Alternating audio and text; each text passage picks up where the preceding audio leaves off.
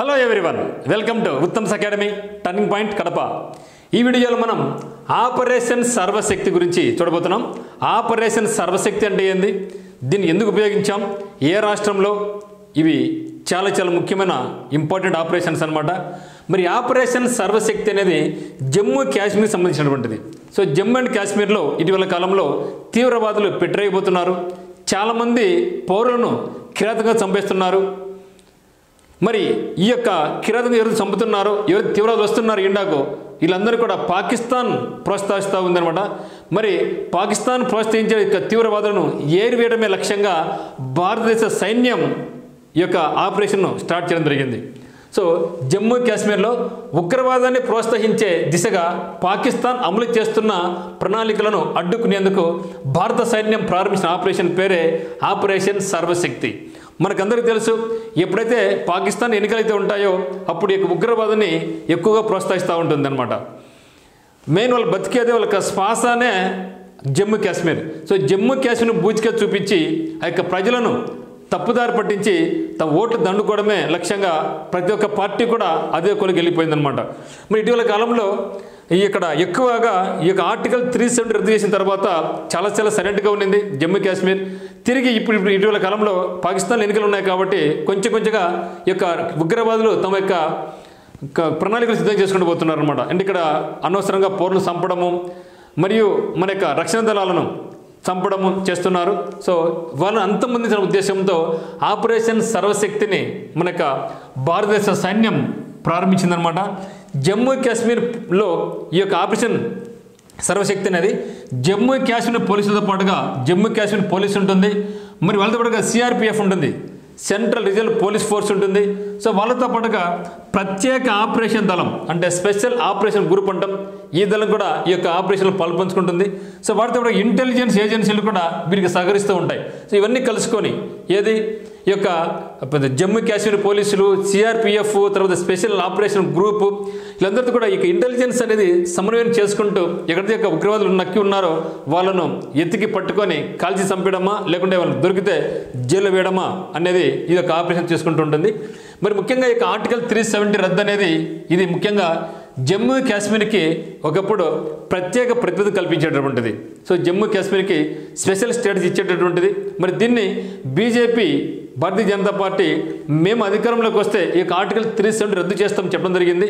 So దానికి అనుగుణంగానే August 5 so August 5 నాడు 2019 సంవత్సరంలో అంటే ఆగస్టు 15 మనకు ఇండిపెండెన్స్ డే, దానిగా 10 డేస్ ముందుగా ఆగస్టు 5, 2019లో ఈ యొక్క ఆర్టికల్ 370ని పూర్తిగా రిమూవ్ చేయడం జరిగింది, పూర్తిగా రద్దు చేశారు. సో ఎప్పుడైతే ఆర్టికల్ 370 రద్దు చేసామో ఇక్కడ జమ్మూ కాశ్మీర్కి స్పెషల్ స్టేషన్ అది ఉండదు. అంటే మిగతా భారతదేశానికి ఎటువంటి హక్కులు అయితే ఉంటాయో, ఎటువంటి రూల్స్ అయితే ఉంటాయో అదే రూల్స్ జమ్మూ కాశ్మీర్ కూడా ఉంటాయి. సో ఆర్టికల్ 370 ఉన్నప్పుడు వాళ్ళకి స్పెషల్ కేటగిరీ అనమాట. అంటే అక్కడ యువతలను పెళ్లి చేసుకోకూడదు, వాళ్ళే పెళ్లి చేసుకోవాలి, అక్కడ భూములు మిగతా వాళ్ళు కొనకూడదు, అక్కడ మనం వ్యాపారం చేయకూడదు, ఇవన్నీ ఉండేటివి. ఎప్పుడైతే ఆర్టికల్ 370 రద్దు అయిందో అక్కడ చాలా బ్రహ్మాండంగా ఆర్టికల్ 370 రద్దు అయిన తర్వాత మంచిగా అభివృద్ధి చెందుతూ ఉంది, టూరిజం బాగా డెవలప్ అవుతూ ఉంది. చాలా వరకు ఉగ్రవాదులు వెళ్ళిపోయినారు, వాళ్ళు చంపడము, బెదిరించడం, జల్లడం చేయడం జరిగిందనమాట. మరి ఇక్కడ చాలా సంతోషంగా ఉన్నారు ప్రజలు. మరి ఇట్లయితే మనకు కష్టమైన ఉద్దేశంతో ఈ యొక్క పాకిస్తాన్ ఏం చేస్తుందంటే తమకు ఉగ్రవాదులను భారతదేశంలోకి ప్రోత్సహిస్తుంది అనమాట. సో వాళ్ళని ఏర్వేస్తున్నాం మనం.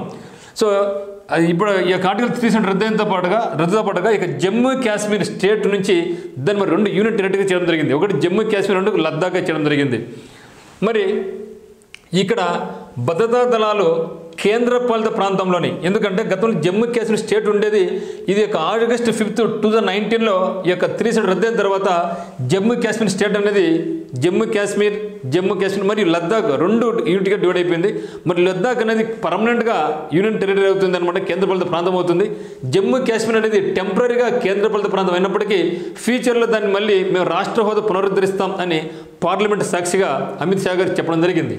మరి ఇక్కడ భద్రతా దళాలు కేంద్రపాలిత ప్రాంతంలోని కేంద్రపాలిత ప్రాంతం ఇక్కడ జమ్మూ కాశ్మీర్ కేంద్రపాలిత ప్రాంతంలోని పీర్ పంజల్ పర్వత శ్రేణి. సో పీర్ పంజల్ పర్వత శ్రేణులకు ఇరువైపులా పనిచేస్తున్న ఉగ్రవాద లక్ష్యంగా ఈ యొక్క ఆపరేషన్ సర్వశక్తి అనేది పనిచేస్తూ ఉంటుందన్నమాట.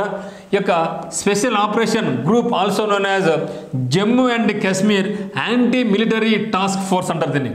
సో స్పెషల్ ఎందుకంటే ఎస్ఓజిలో ఈ మెడికల్ ఉంటారు, అసలు ఉగ్రవాది కనిపిస్తే నాశనం చేయడం అంతే, వాడిని బతికి బయట కట్టలేడు. అటువంటి దళం ఎస్ఓజీ అనమాట. ఇక్కడ దాదాపుగా 2300 పైచులకు ఎస్ఓజీ దళాలు పనిచేస్తున్నాయి. ఇలాంటి strongest elite anti insurgency force అనమాట ఇది. అంటే దాదాపు 1,00,000 మందిలో నుంచి ఏరుకొని మెరికలను ఏరుకొని 1,00,000 మందిలో ఏరుకొని కేవలం 2300 మంది ఏరుకోవడం జరిగింది. వీళ్ళు చాలా పవర్ఫుల్గా ఉంటారు. మరి ఇది 2300 మందితో ప్లస్ మెంబర్స్ ఎస్ఓజీలో ఉంటే వీళ్ళు చాలా ఆరితేరిపోయారు అనమాట. అక్కడ ఎటువంటి వాడైనా సరే, ఎటువంటి ఉగ్రవాదైనా సరే వాడిని మొట్ట పెడతారు వీళ్ళు. సో అటువంటి దళం ఎస్ఓజీ, స్పెషల్ ఆపరేషన్ గ్రూప్ అనమాట. మరి అదే మాదిరిగా స్పెషల్ ఈ యొక్క ఆపరేషన్ సర్వశక్తి అనేది దేనికి సంబంధించిన ఆపరేషన్ 2003లో ఇంకొక ఆపరేషన్ ఇక్కడ ప్రవేశపెట్టారు. ఈ యొక్క పీర్ పంజాబ్ ప్రదర్శనలోనే ఆ యొక్క ఆపరేషన్ 2003లో ఒకరు ప్రారంభించారు. దాని పేరు అంటే ఆపరేషన్ సర్ప వినాశ్. సో ఆపరేషన్ సర్ప వినాశ్ అనేది అంటే గతంలో ఈ యొక్క ఆపరేషన్ సర్వశక్తి ఏ విధంగా ఉందో అదే మాదిరిగా 2003 సంవత్సరంలోనే ఆపరేషన్ సర్ప వినాశ్, ఆపరేషన్ సర్ప వినాశ్ అనేది కూడా అప్పుడు ప్రారంభించారు. అది కూడా ఏమంటే మెయిన్ ఇక్కడ పీర్ పంజల్. సో పీర్ పంజల్ శ్రేణిలోని దక్షిణాన ఉగ్రవాదుల ఏరివేతకు సంబంధించినటువంటిదే ఆపరేషన్ సర్ప వినాశ్, ఆపరేషన్ సర్ప వినాశ్. అదే కవలో ఇప్పుడు ఆపరేషన్ సర్వశక్తి ప్రారంభించబడింది అనమాట. మరి ఇక ఆపరేషన్ సర్ప వినాశ్లో ఇక ఎస్ఓజీ దళాలు 3 నెలల పాటు, సో 3 నెలల పాటు ఆపరేషన్ చేసి 100 మంది ఉగ్రవాదులను పడేసింది అనమాట. పడేసింది, వాంచి పడేసింది, చంపి పడేసింది అనమాట. సో 100 మంది ఉగ్రవాదులు అంటే మోస్ట్ వాంటెడ్ టెర్రరిస్ట్ అందరూ కూడా పడేసింది అనమాట. ఏది ఆపరేషన్ సర్ప వినాశ్. మరి ఆపరేషన్ సర్ప వినాశ్ ఎప్పుడు స్టార్ట్ చేశారు? 2003 సంవత్సరంలో అయితే ఇప్పుడు 2024 సంవత్సరంలో 2024 సంవత్సరంలో మన ఆపరేషన్ సర్వ శక్తి. ఇదేమి మొత్తం శక్తిని గుర్తుపెట్టుకోండి, టోటల్గా శక్తి, అంత శక్తిని క్రోడీకరించి అక్కడ పెడితే అక్కడ పడేయచ్చు అని గుర్తుపెట్టుకోండి. ఏమంటే మనకు సర్ప వినాశ్, సర్పం వినాశం వినాశం చేయడం, సర్పని వినాశం చేయడం గుర్తుపెట్టుకోండి. అంటే వాళ్ళు పాము లాంటి వాళ్ళు, వాడిని నాశనం చేయాలనే ఉద్దేశంతో సర్ప వినాశం. ఇప్పుడు సర్వశక్తిని ఒడ్డుతున్నాం మనం అని గుర్తుపెట్టుకోండి మిత్రమా. సో మరి యొక్క ఆపరేషన్ సర్ప వినాశ్ అనేది ఎప్పుడు ప్రారంభించారు? 2003 సంవత్సరంలో ప్రారంభించారు. మరి ఆపరేషన్ సర్వశక్తి అనేది 2024లో ఏర్పాటు చేయడం జరిగింది. మరి యొక్క ఆపరేషన్స్ మనకి చాలా ఇంపార్టెంట్ మిత్రమా. ఇవి ప్రతి ఆపరేషన్స్ కూడా మనం ఆపరేషన్ గంగా అయితేనేమి, ఆపరేషన్ కావేరి అయితేనేమి, ఆపరేషన్ విజయ్, ఇవన్నీ కూడా మనకి చాలా గుర్తుపెట్టుకోవాల్సింది. సో ఇది రీసెంట్గా మనకు వార్తలు ఇచ్చిన అంశం ఆపరేషన్ సర్వశక్తి. ప్లీజ్ రిమెంబర్, సర్వశక్తి అంటే అంత శక్తిని క్రోడీకరించి వాళ్ళను మనం దాడి చేసి అక్కడ ఉన్నటువంటి జమ్మూ కేసులో ఉన్నటువంటి ఉగ్రవాదులను ఏకి పడేయడం లక్ష్యంగా ఆపరేషన్ సర్వశక్తిని మరి ఎవరు ప్రారంభించారు అనుకోతారు. ఇది నేవీనా, ఎయిర్ ఫోర్సా, ఆర్మీ అని చెప్తారు. ఇది వచ్చేసేమే భారత సైన్యం, ఆర్మీ అనమాట. సో ఆపరేషన్ సర్వశక్తిని భారత సైన్యం ప్రవేశపెట్టబడింది. భారత సైన్యం చేత అంటే ఆర్మీ అనేది ఇది ఆర్మీ ప్రారంభించిన ఆపరేషన్ అనమాట. సో ఇది మిత్రమా. సో ఇటువంటి మోర్ వీడియోస్ కావాల్సిన వాళ్ళు మన యొక్క ఛానల్ని సబ్స్క్రైబ్ చేసుకోండి. అదేవిధంగా ఈ కరెంట్ అఫైర్స్ కావాల్సిన వాళ్ళు మన యొక్క ఉత్తమ్ అకాడమీ యాప్ కింద డిస్క్రిప్షన్ లింక్ ఉంది, డౌన్లోడ్ చేసుకోండి. మీకు 868808080 మీరు కాల్ చేయండి. ఇక్కడ మీకు 12 months కరెంట్ అఫైర్స్ వాటి PDF కంటెంట్ 100+ గ్రాండ్ టెస్ట్లు అన్నీ కూడా మీకు అందుబాటులో ఉంటాయన్నమాట.